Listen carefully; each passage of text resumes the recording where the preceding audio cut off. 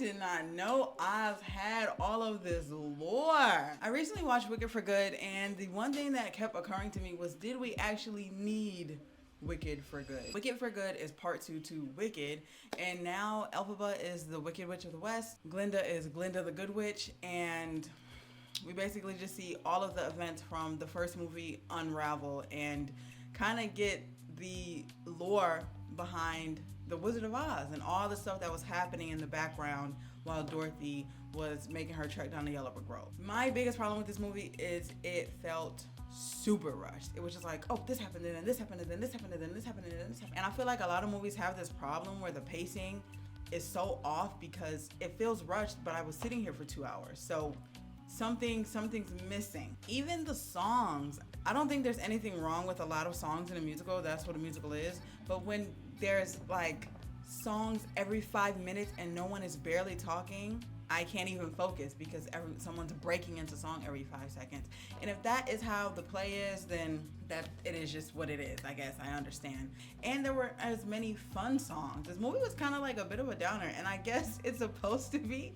I think Ariana and Cynthia did the best with what they had acting wise. I mean, they gave great performances. I was locked in somewhat, but because everything was so rushed, by the time we get to these highly emotional moments, I didn't really feel the same. Like my mouth was dropping more to the drama and the lore and figuring out how all of these things happened to cause the events in The Wizard of Oz more than I cared about Glinda and Elphaba.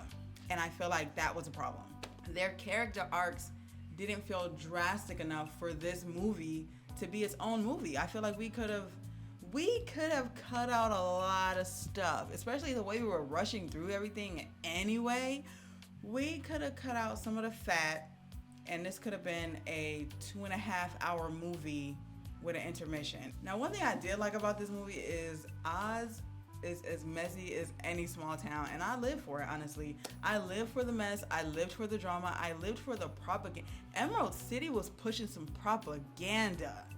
That was the thing I got out of it the most, of being like, okay, wait, so the Tin Man was really him, and the reason that the house fell on Wicked Witch of the East, oh, and this is how she became the Wicked Witch of the East.